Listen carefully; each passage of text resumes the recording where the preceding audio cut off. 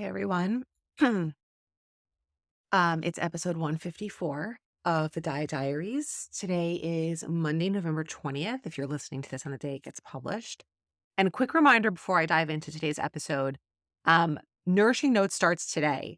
If you missed the sign up, if you still want to join, this is totally free. You can still add your name. You'll just kind of hop in on whatever day that you sign up. This is 3 emails a week for 6 weeks, starting now all the way through January 1st. So you can move through the holidays feeling really good, not stressing about food, not freaking out when you put your pants on and they're too tight, not planning for a diet or a juice cleanse in January, really enjoying the holidays and feeling like yourself. So come join us. It's totally free. It's my holiday gift to you guys. Thank you for being here. Um, so just wanted to remind you about that. So today's episode is going to be a little bit of a departure from my usual content. I did one of these, I don't know, at least a month or so ago now, where I talked about things like being the best. Today I'm talking about social media. This is a going to be a very personal episode. I'm going to share some stuff that is not easy for me to share, things that I have been wanting to share and have written about and journaled about, but have not. Um, but I'm kind of like at a breaking point, and I'm recording this on Monday, November 13th. It is currently 1:09 p.m. And as of right now, I have not been on Instagram since 10 a.m. on Sunday, right? Like a little over 24 hours. I deleted the app off of my phone. I did that very spontaneously. I had not planned to do it, and something just hit me, and I did it. And that is the longest break that I have taken from Instagram in over 3.5 years. I started posting regularly on Instagram during the very early COVID. I dove right in.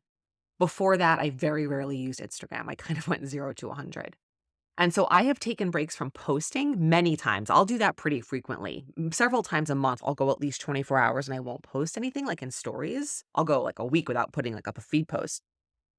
But even if I'm not posting in stories, I will still be going on to check, because Instagram is addictive. And if you use Instagram or TikTok, you know what I'm talking about. And my belief, I have no science to back this up, is that anyone who uses social media on a regular basis is addicted. It is designed to do that. Um, and it's a huge problem. Um, it's a huge problem for me. I'm really aware of it. I've been aware of it. I've been acutely aware of it for several months, and I've been kind of attempting different things, some things which have been helpful and successful. I've shared about those in email, where I've really cut back, or really actually eliminated going into the search tab, looking and like seeing what other people are doing that I don't follow. I've muted people.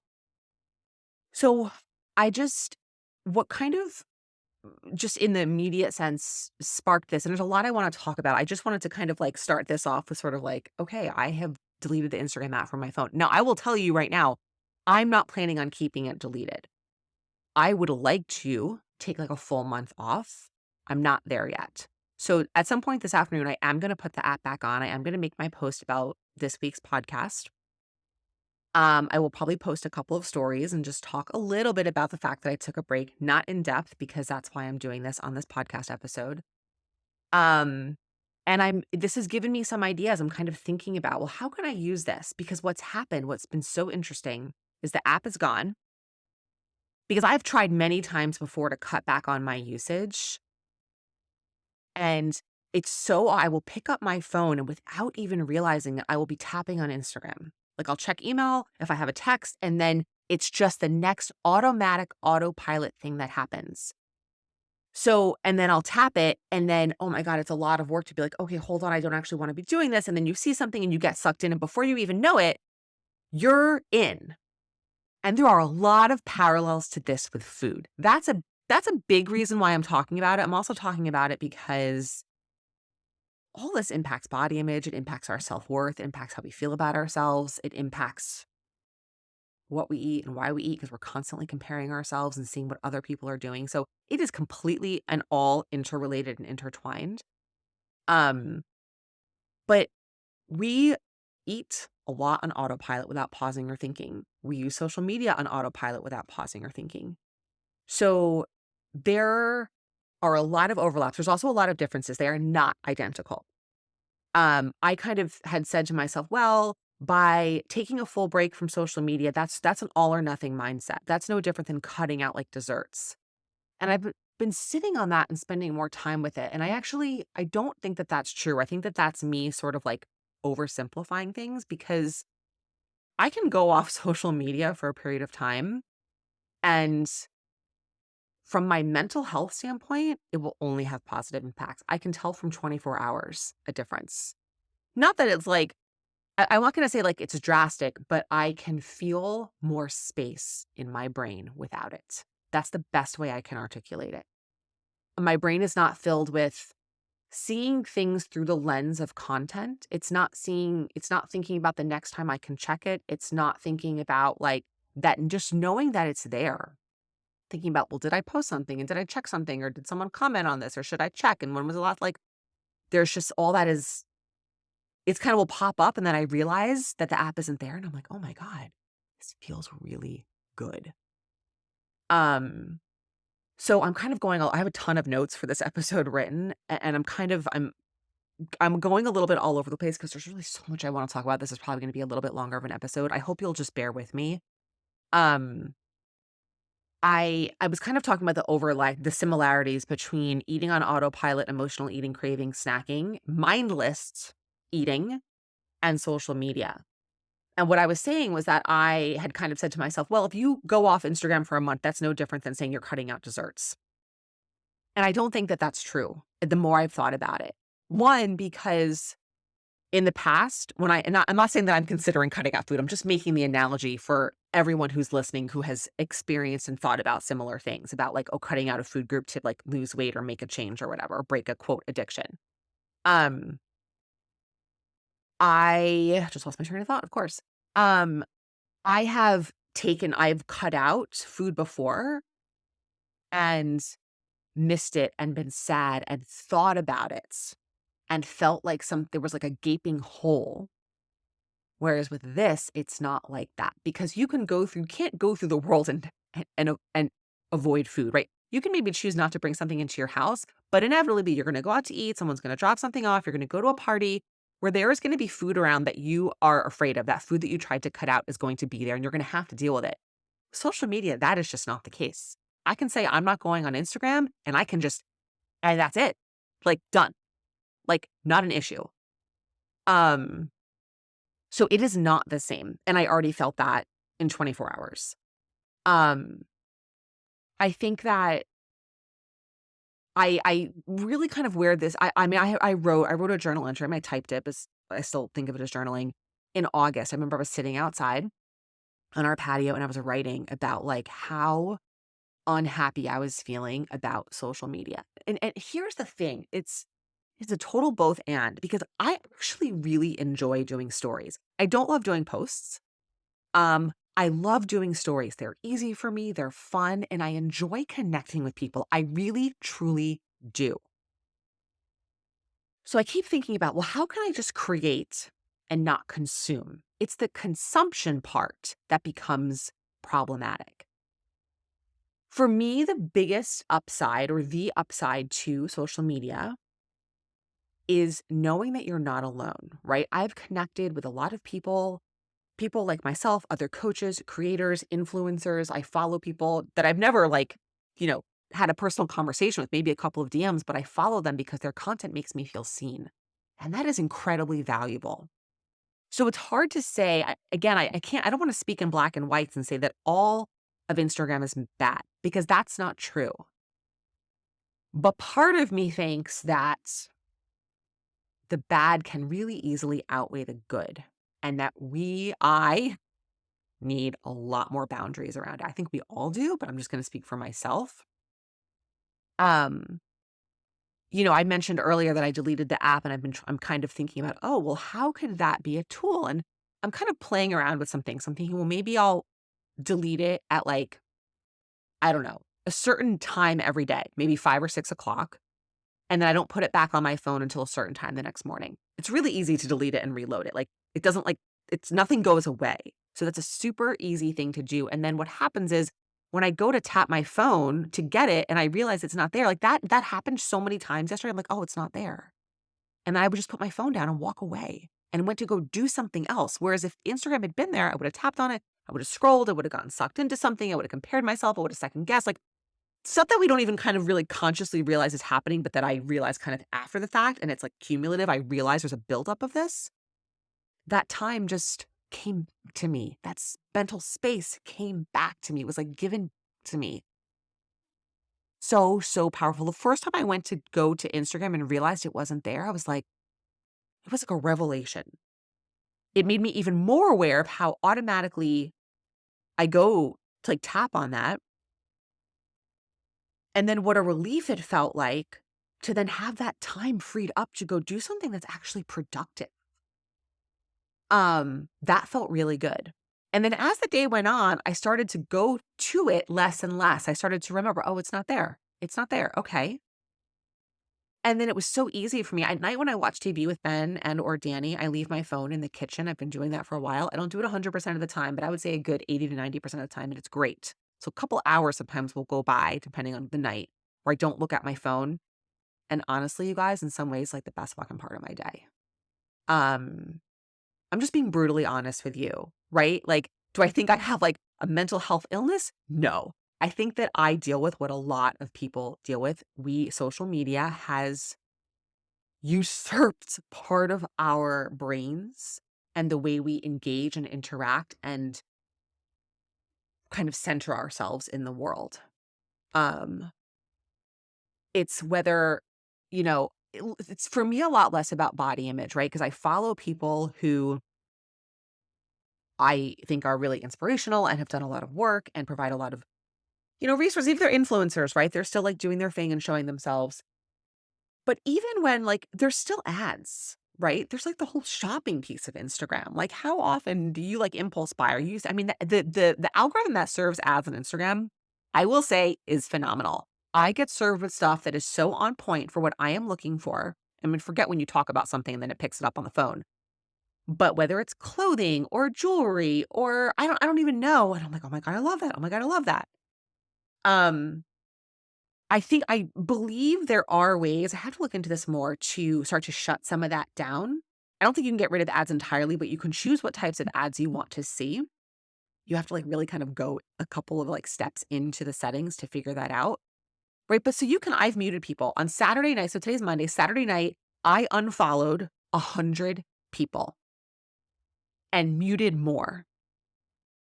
Thinking I've got to call this down. I've got to so that when I am consuming, it is very focused and very specific. So that's helpful, but there's still ads, there's still suggested posts. Now it's doing this thing where it's popping in this box for threads and it's putting in all these posts, which happen to be about the war from people who have a very different viewpoint than I do. And I'm like, why is it feeding me this? Sometimes I'll end up clicking on things and it's like, there's so much content that it pushes at you that goes beyond what you actually are opting in to see. That's like part of what keeps you hooked in. So that's really frustrating. And I do want to mention a sidebar right now because it just came up in the context of what I mentioned. The content on social media right now, because of the war in Israel and Gaza, is extremely overwhelming and so problematic on so many levels. The misinformation that's being spread, the vitriol, the hate, the divisiveness, I've never seen anything like it.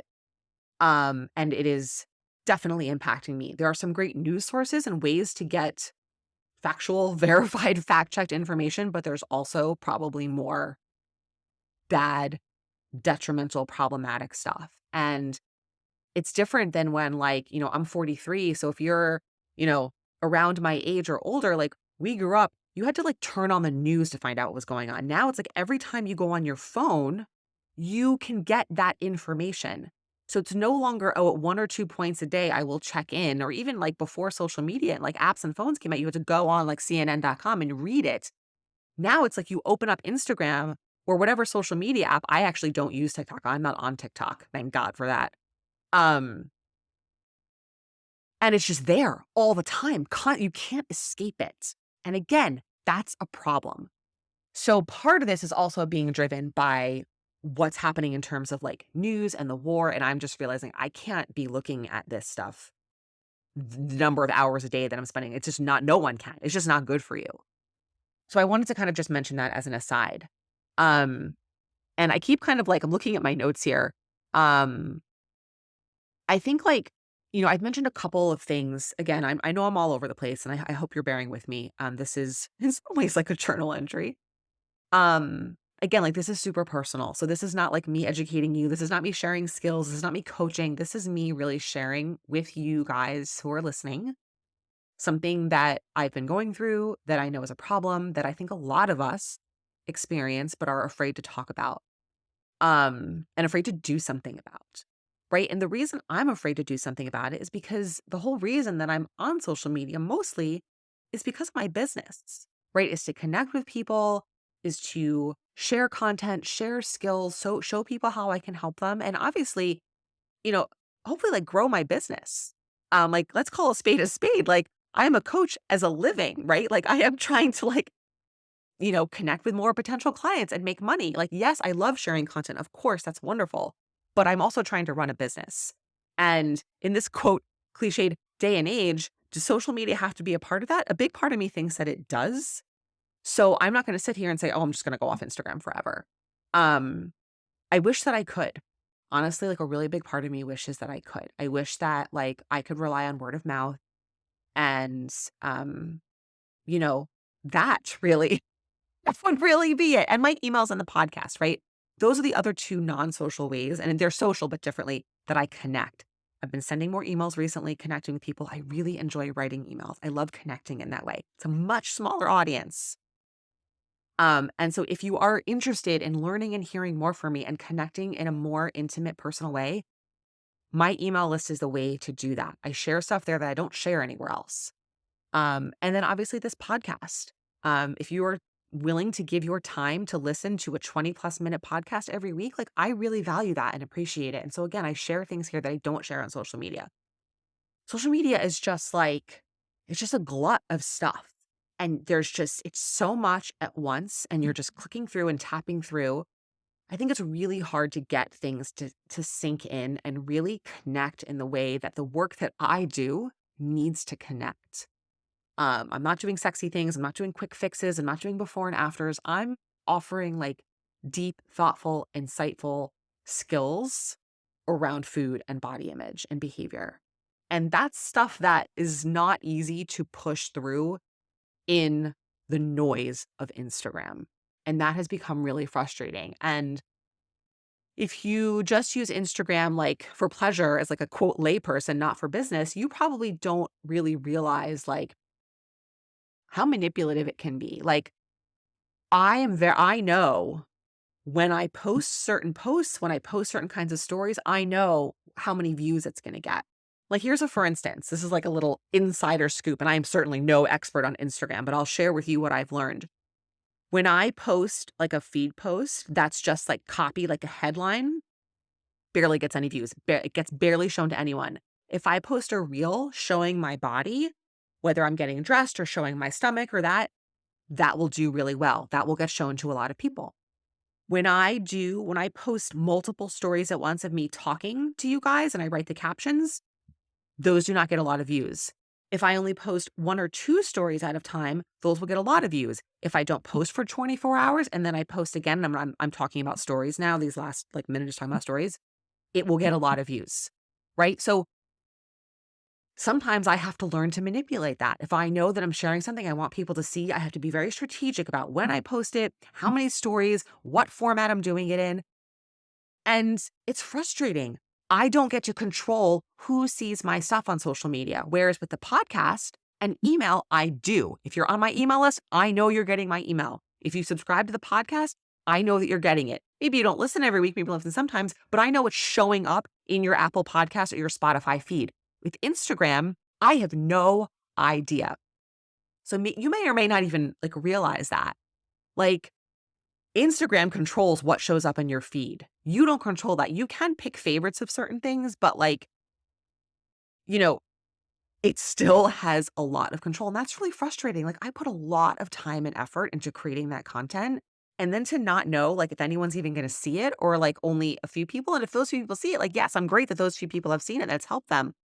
But obviously, like, it's frustrating, and I don't have a huge following. I have, like, like 1,100 something followers, tiny, tiny, tiny, but if only a teeny, teeny, tiny percentage of that is seeing it, it's frustrating, it's hard, it's very mentally taxing, right? So that's just, like, a little bit of, like, the business kind of creation side that I just, like, wanted to share because I think it's interesting and I don't know, I think it's helpful to know.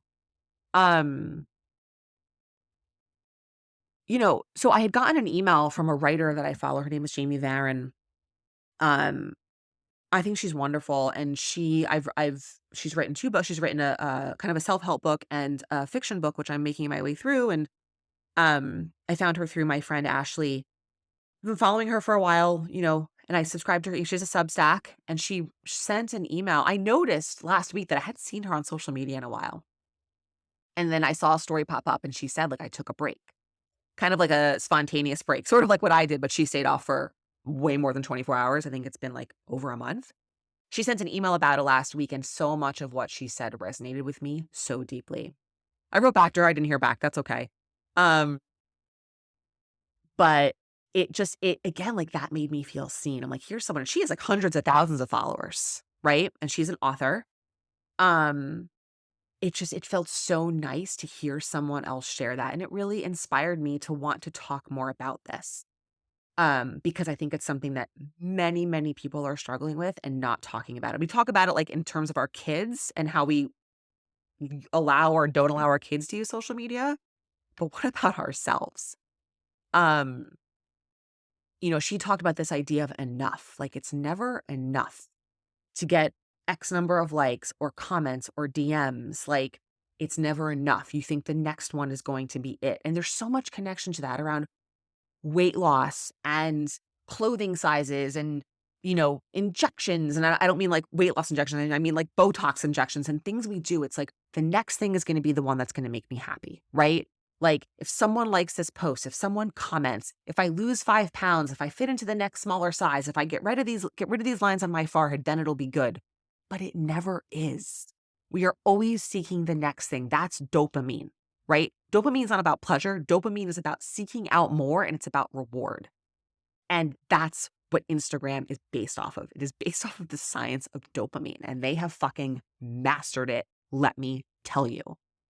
We were in Boston this weekend, and Danny and I walked around Harvard, never been to Harvard. And I really just couldn't stop thinking about like Facebook and the movie The Social Network and like, God, like Facebook, like Mark Zuckerberg literally changed the course of humanity forever when he invented Facebook. Um, anyway, that's just like a little bit of sidebar. Um, it's just, you know, part of like, so I've shared kind of a lot of things about what pulls me into Instagram.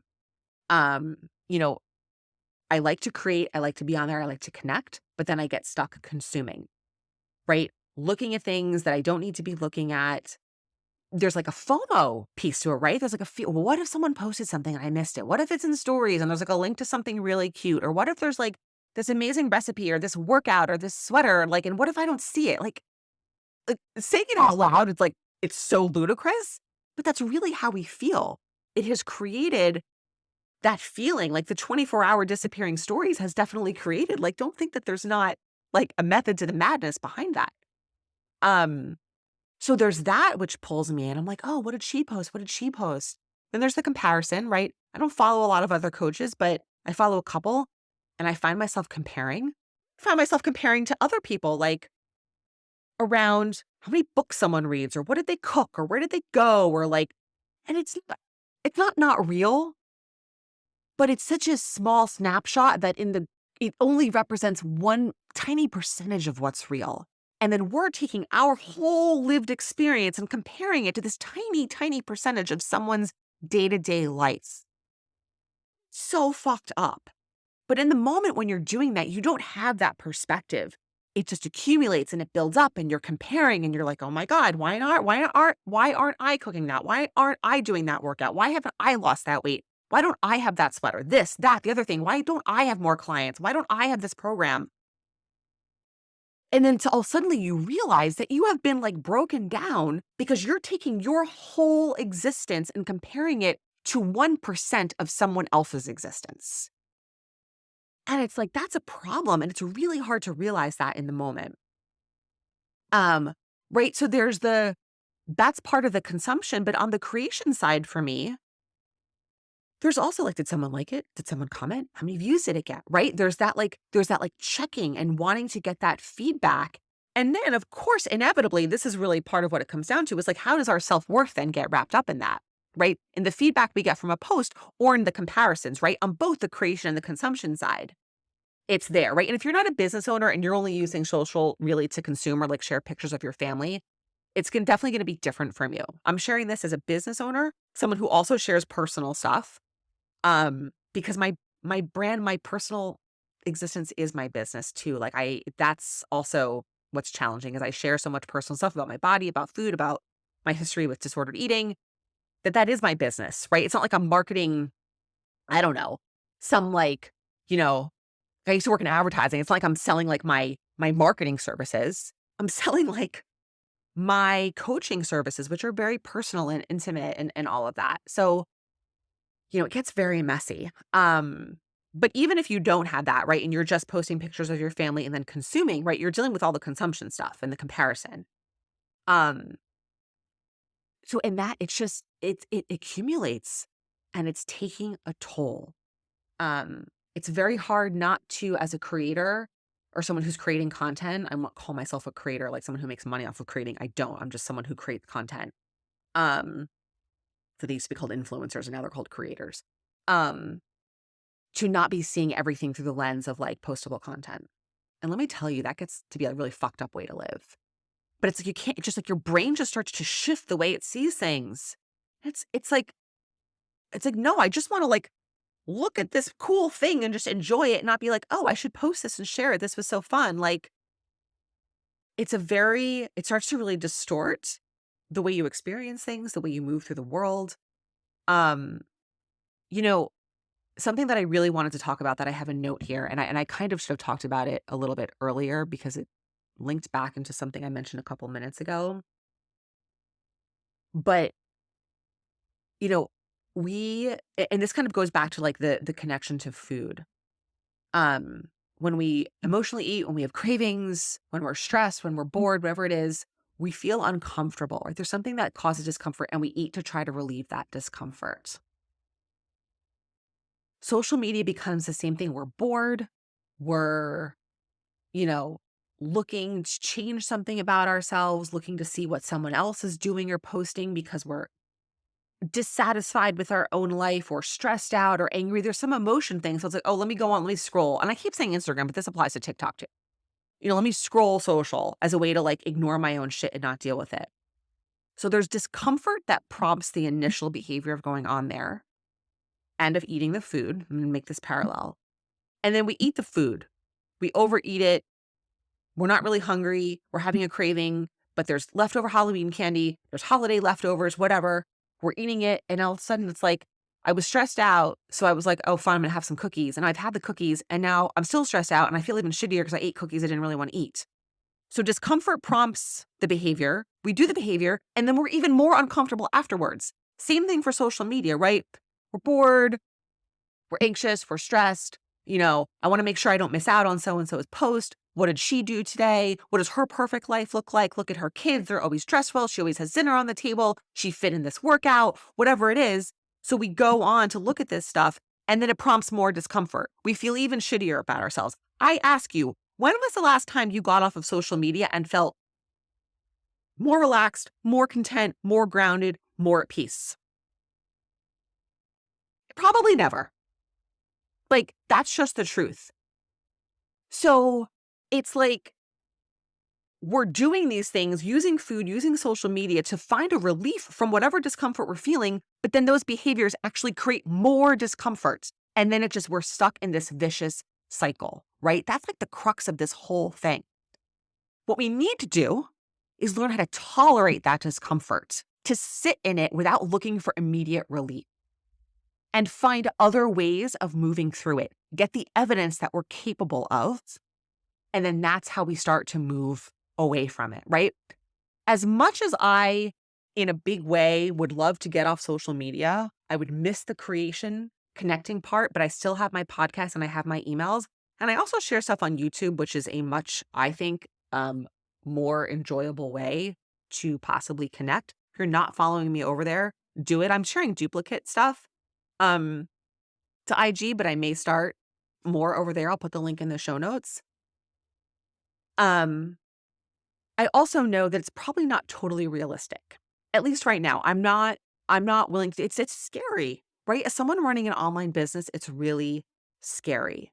Um to think about the missed opportunities or the missed people that won't find me, right? It's like really hard to connect with people without that.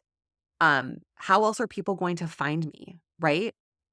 Word of mouth is great. Like, and if you have ever referred me to someone, whether we've worked together or not, like, thank you. With a capital, all capital letters. I cannot tell you there is nothing more valuable than that.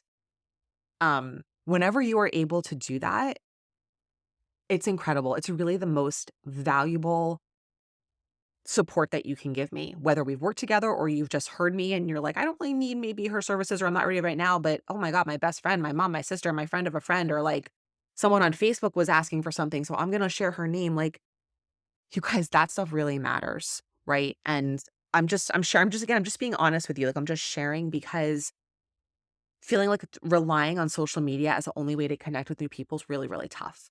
And that's the nature of the business, right? I'm choosing to run my own business and be an entrepreneur. And there's stuff that comes along with that. That's hard, right? This isn't like a woe is me, feel sorry for me. I just think the social media piece makes it really, really challenging. So I had a point that I definitely just diverted from. Oh my gosh, this is like 32 minutes now. This is getting to be long. I think I've talked about most of what I wanted to. Um, but I want to find a way to be on there to create and connect and to change the way that I'm consuming and to change the way that I so automatically use it. And so I do think that, I don't know, maybe like the 10 to 5 thing, I think could be a really good option. And maybe I take it off for an entire 24 hours or, 36 hours over the weekend. I don't know. And I'll continue to share. It's an experiment. I'm experimenting and finding out what works. But I think that when we feel uncomfortable, we want to escape that. We want to get out of it. And we'll do often whatever we need to escape that as quickly as possible to get that instant gratification. Food does that. Social media does that. There's other things that do that, which I won't even get, drugs, alcohol. I won't even get into that because that's kind of way outside this scope. Um, so really this becomes about like learning skills to tolerate that discomfort that are actually productive, right? Because eating and using social media to escape discomfort is not productive. It's only making it worse. And then we get stuck in that cycle, right? So like pausing, using body scans, breathing, getting yourself a state change, meaning like going outside, turning on loud music. I'm working through, I don't have an answer right now. I'm just sharing with you um, something that's I've been dealing with. Like I spent the whole ride home from Massachusetts on Saturday thinking about this, like a 5-hour car ride, just running it through in my head and wanting to do something and not knowing what to do. And knowing that, like, when you feel something bubbling up and you just know, you're like, this is the breaking point. This is it. It's like where the pain of doing the thing starts to outweigh the pain of the unknown of changing the behavior, right? That's when we make a change, is when what we're doing, we know becomes so problematic and so uncomfortable that it is worse than the unknown of doing something that's unfamiliar. That's a change. Because sometimes we'll keep doing things just because they're familiar and they're easy, right? Even if they're detrimental to us. I talk about this all the time, right? That's like why change is actually really hard, because we are always seeking familiarity and safety, right? So using Instagram is familiar and safe and easy. It's what I know. It's how I like, how I do things. Um, but the discomfort that it's bringing me right now is now outweighing the fear of making a change. So let me just scroll my list here. I think I actually talked about everything I wanted to, which you think would happen in 35 minutes.